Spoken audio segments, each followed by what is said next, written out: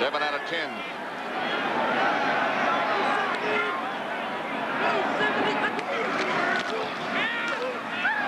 McMahon is down by Reggie Doss. First sack, and McMahon scrambles to his feet angrily.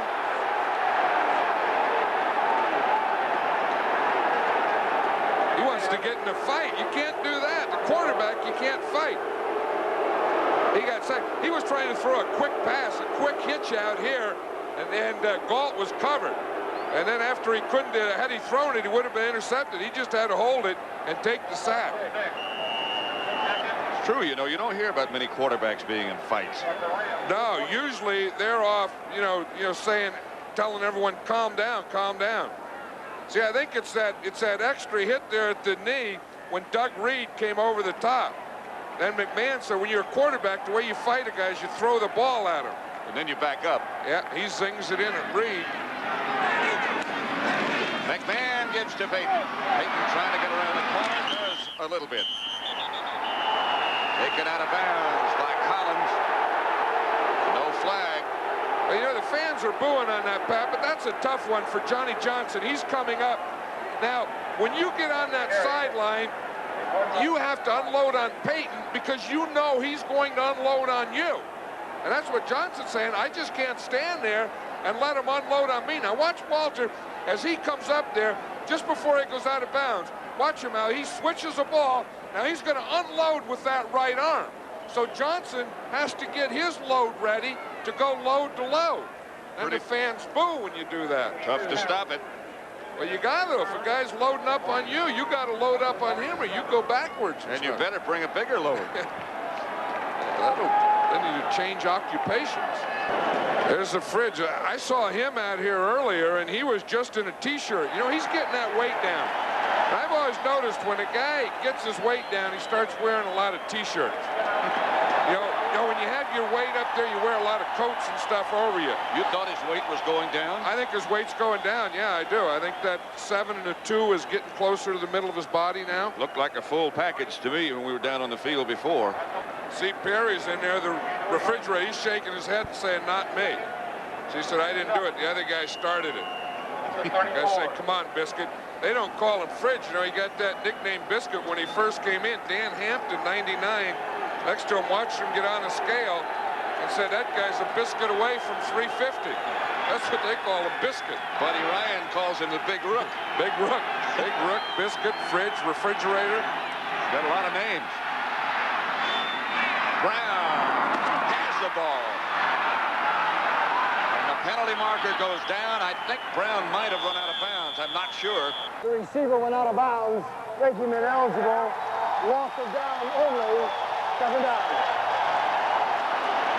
But the rule is the receiver can go out of bounds and come back in and catch a tip pass. He can come back in and block, but he can't go out of bounds and come back in and be the receiver. Watch, he got bumped. You know, the thing is, he did go out of bounds, but that was an illegal bump.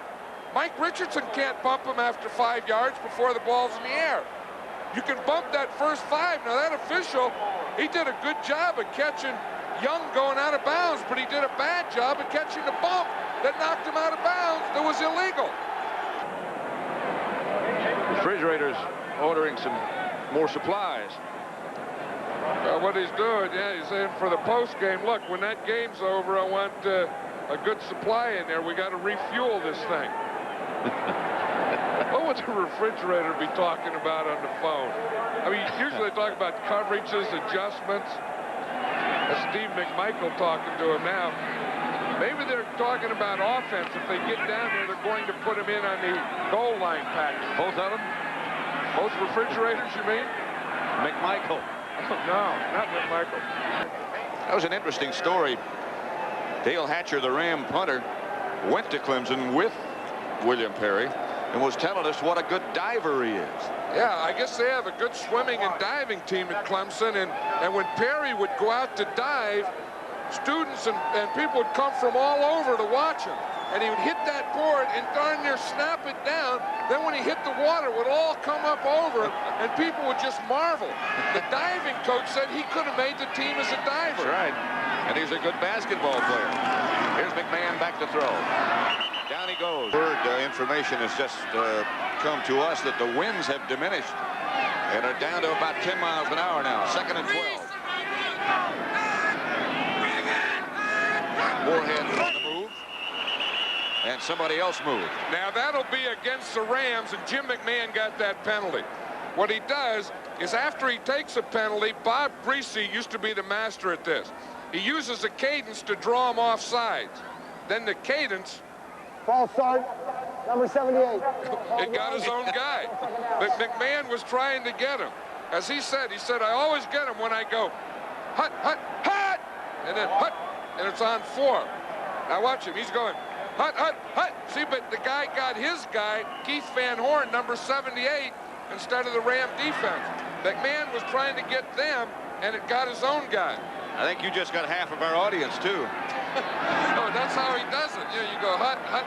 Then on that third one, you really bellow it, and everyone jumps, including your guy. See the goalposts and the ribbons up top, but the posts themselves wiggling in the wind. Did you ever kick when the posts were moving? Well, the posts were wooden in those days. And they weren't as high either. They weren't as high, that's right.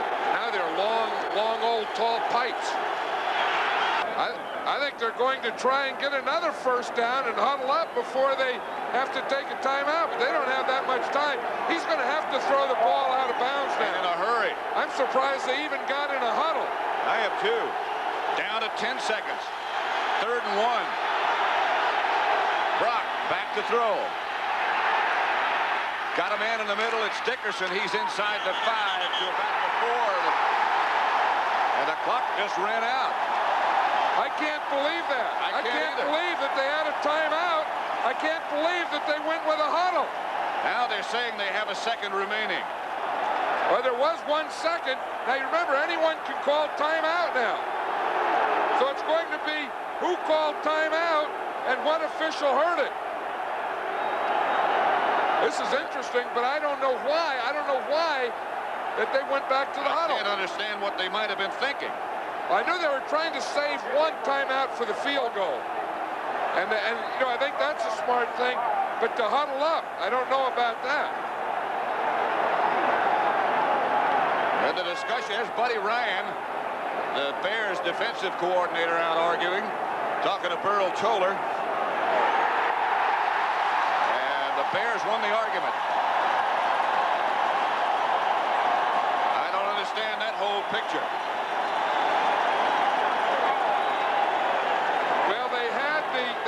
Timeout. They had 1 timeout left. By saving the timeout, they can throw inside, which they did. But I think Brock had a whole. I think 1, he spent too much time in the huddle. 2, I think he had to wait too long before he could find someone. See, wait. Now he finally finds him. Now they can't take timeout until Dickerson is down. Now from here on, they can take timeout. So when he went down, they could have called timeout. But you can't take timeout before the play's finished. You saw David Hill trying to call a timeout. Here's Dennis Harrah trying to call a timeout. Brock is signaling timeout. Robinson's calling a timeout. Didn't make it. But again, they could all call timeout, but on the officials' behalf, they can't give timeout until Dickerson is down and the whistle blows. So a very confusing situation, and the Rams lost a golden opportunity to get something on the scoreboard. 10-0 it is, as the Bears still lead by that same score. Brent Musburger, Bud Grant, Tony Dorsett with first half highlights coming up. Irv Cross will have a report from the field. It's 10-0 the Bears.